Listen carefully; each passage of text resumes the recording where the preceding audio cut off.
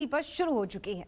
लेकिन दुनिया के सैकड़ों देशों में सिर्फ चंद ऐसे देश हैं जो चांद तक पहुंचने के लिए उड़ान भी भर पाए हैं।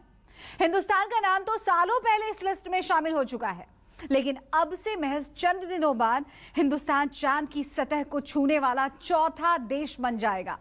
मिशन चंद्रयान 3 को लेकर पूरी दुनिया टकटकी लगाकर भारत की तरफ देख रहा है और जल्द ही हिंदुस्तान का तिरंगा चांद तक पहुंचने वाला है।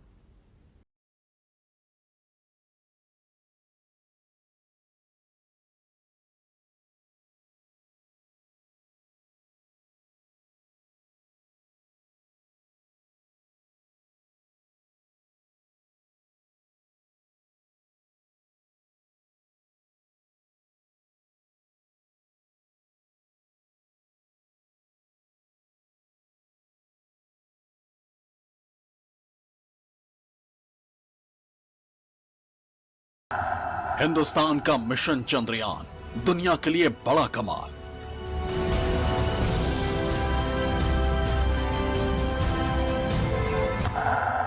बचा सिर्फ 100 घंटे का इंतजार, चांद पर दिखेगी हिंद की रफ्तार।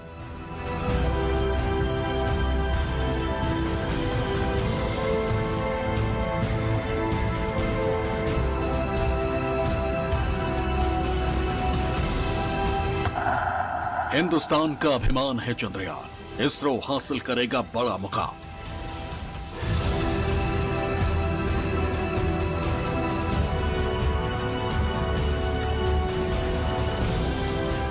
हिंदुस्तान के दिलो जान में बसता है चांद, चांद भगवान है। कवि की कल्पना का आधार है चंद्रमा, मोहब्बत में डूबे आशिक के लिए महबूब का चेहरा है चांद, और मासूमों के लिए चंदा को मामा की उपमा सदियों से चली आ रही है। लेकिन तर्क और विज्ञान के जमीन से सामने आई चांद की ये तस्वीरें इंसान के लिए किसी चमत्कार से कम नहीं है। चांद पर घर बसाने और जीवन की शुरुआत करने की मुहिम में जुटी दुनिया के सामने चांद का ये नया रूप आया है। इसरो ने चंद्रमा का नया वीडियो शेयर किया है। चंद्रमा की सतह के वीडियो को चंद्रयान 3 ने धरती पर भेजा है। इस तस्वीर को चंद्रयान 3 के विक्रम लैंडर के एलपीडीसी ने कैप्चर किया है। एलपीडीसी चंद्रयान 3 लैंडर के साथ जुड़े 8 सेंसरों में से एक है। चांद की तस्वीरें भेजते वक्त चंद्रयान अपने प्रोपल्शन मॉड्यूल से जुड़ा हुआ था। इस वीडियो में चंद्रमा के क्रेटर का अद्भुत दृश्य दिखाई दे रहा है। इसके अलावा लैंडर इमेजर कैमरा 1 ने एक दूसरा वीडियो भी कैप्चर किया है।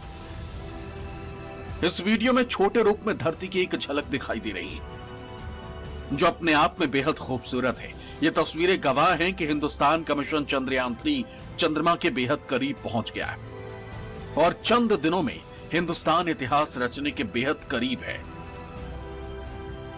जानकारी के मुताबिक चंद्रयान 3 का विक्रम लैंडर अब 113 × 157 किलोमीटर की कक्षा में आ गया है,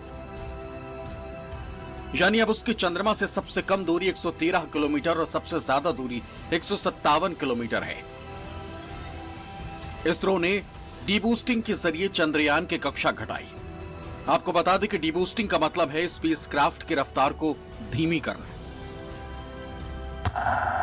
इसरो अब डीबूस्टिंग का दूसरा ऑपरेशन 20 अगस्त को रात 2 बजे परफॉर्म करेगा। इसके बाद लैंडर की चंद्रमा से न्यूनतम दूरी 30 किलोमीटर और अधिकतम दूरी 100 किलोमीटर रह जाएगी। चंद्रमा और चंद्रयान के बीच सबसे कम दूरी 23 अगस्त को शाम 5:47 पर होगी और 23 अगस्त को शाम 5:47 पर सॉफ्ट लैंडिंग का प्रयास किया जाएगा। इसका महत्व इसलिए बहुत है कि चंद्रयान 2 में हमको जो टेक्निकल स्नैग आया था उसको इस समय पूरा दूर कर दिया गया है। इसको हेलीकॉप्टर से नीचे धरती पर गिराकर देख लिया गया है कि इसके चारों जो पैर हैं वो जमीन पर ठीक से बैठ जाएंगे, किसी तरह की कोई तकलीफ नहीं होगी। और हमने अपने सॉफ्टवेयर को भी अपडेट कर लिया है। दक्षिण ध्रुव पर इसको इसलिए उतारा जा रहा है, वहाँ अभी तक रूस, अमेरिका और चीन का कोई भी यान रोवर वहाँ नहीं पहुँचा है। और चीन ने चूंकि पिछले रोवर यान से इस बात का पता लगाया है कि वहाँ हीलियम 3 जिसमें चेंगीसाइड नाम का एक पदार्थ मिला है और वो बहुत महत्वपूर्ण है। वो फ्यूचर की 10 किलो भी अगर वो वजन आ जाएगा तो हमारे 20 साल तक का ऊर्जा का संकट दूर हो जाएगा। इसलिए उसका हिंदुस्तान ने चांद को फतेह करने का यह मिशन पहले भी 2 बार अंजाम दिया। चंद्रयान 1 चंद्रमा के लिए भारत का पहला मिशन था, जिसे 22 अक्टूबर 2008 को SDSC शार श्रीहरिकोटा से सफलतापूर्वक लॉन्च किया गया था। 22 जुलाई 2019 को भी इसरो ने मिशन चंद्रयान 2 को सफलतापूर्वक लॉन्च तो किया, लेकिन पूरा मिशन कामयाब नहीं हो पाया। 2019 में चंद्रयान 2 की आंशिक सफलता के बाद 4 साल में इसरो ने लगातार ऐसे परीक्षण किए जिससे चंद्रयान 3 की हर खामी को खत्म किया जा सके। वैज्ञानिकों ने चंद्रयान 2 के फेल होने के पीछे प्रोपल्शन सिस्टम में दिक्कत को वजह बताई थी। प्रोपल्शन सिस्टम में हुई दिक्कत ने लैंडर की स्पीड को अनुमान से ज्यादा बढ़ा दिया था। लैंडिंग के दौरान लैंडर को लगातार धीमा होना था, जिससे वो चांद की सतह पर बिल्कुल सुरक्षित उतर सके, लेकिन लैंडर की गति घटने की जगह बढ़ने लगी थी, जिसे इसरो का सॉफ्टवेयर नियंत्रित नहीं कर पाया और मिशन चंद्रयान फेल हो गया। लेकिन इस बार पिछली गलती से सबक लेते हुए वैज्ञानिकों ने तमाम खामियों को दूर करने का दावा किया है। आपको बता दें कि डीबूस्टिंग कैसे पूरी होगी। चंद्रयान की डीबूस्टिंग लैंडर के 4 पैरों के पास लगे 800 न्यूटन पावर के एक थ्रस्टर की मदद से संभव होगा। चंद्रयान 3 की डीबूस्टिंग के लिए 2 थ्रस्टर 2 चरणों में काम करेंगे। लैंडिंग में कितनी मुश्किलें। चंद्रयान 3 की लैंडिंग के लिए 30 किलोमीटर की ऊंचाई से प्रोसेस शुरू होगा। लैंडर की रफ्तार को 1680 मीटर प्रति सेकंड से 2 मीटर प्रति सेकंड पर लाया जाएगा। 23 अगस्त को ही लैंडिंग क्यों? चंद्रमा पर चंद्रयान 3 की लैंडिंग के लिए 23 अगस्त की तारीख को ही चुनने के पीछे बड़ी और खास वजह है। दरअसल लैंडर रोवर दोनों ही पावर जनरेट करने के लिए सोलर पैनल यूज करेंगे और अभी चंद्रमा पर रात और 23 अगस्त को चंद्रमा पर सूर्योदय होगा और सोलर पैनल पावर जनरेट कर पाएंगे। लैंडर को चांद के सतह पर उतारना सबसे कठिन काम है। 2019 में चंद्रयान 2 के विक्रम लैंडर की हार्ड लैंडिंग की वजह से मिशन खराब हो गया था। चंद्रयान 3 के लैंडर के थ्रस्टर्स में बदलाव किया गया है, सेंसर से ज्यादा संवेदनशील लगाए गए और यही वजह है कि इस बार भी लैंडिंग के वक्त वैज्ञानिकों की सांसें थमी रहेंगी। लेकिन पिछले मिशन के मुकाबले इस बार चंद्रयान 3 को कई तरह से स्पेशल बनाया गया है। चंद्रयान 3 की लॉन्चिंग के लिए इसरो LVM-3 लॉन्चर यानी रॉकेट का इस्तेमाल कर रहा है।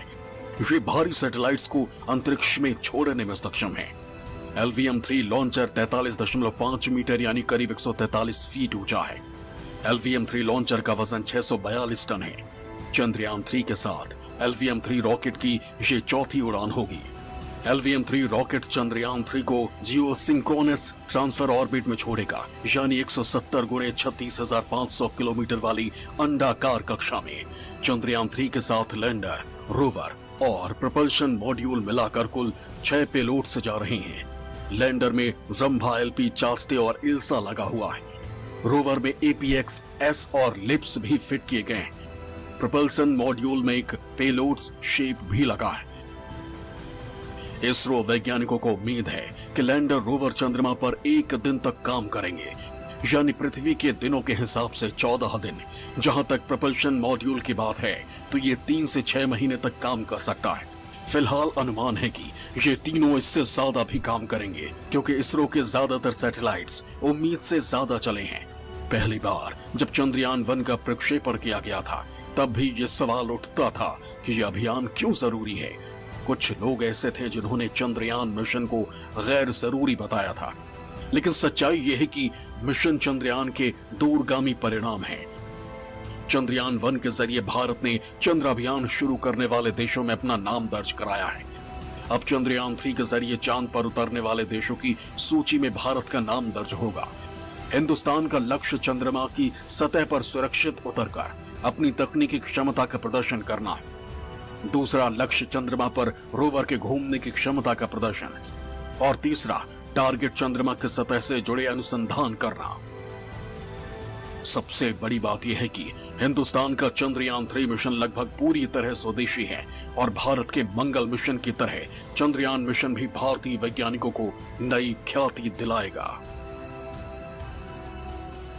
चंद्रयान 3 के सक्सेसफुल होने के बाद हमारा देश एक पहला ऐसा देश होगा जो चांद के साउथ पोल पे लैंड करेगा और इन्हीं तकनीकियों को हम फ्यूचर में यूज करेंगे हमारे जो आगे आने वाले स्पेस मिशन हैं उसमें इन्हीं टेक्नोलॉजीज का यूज करेंगे।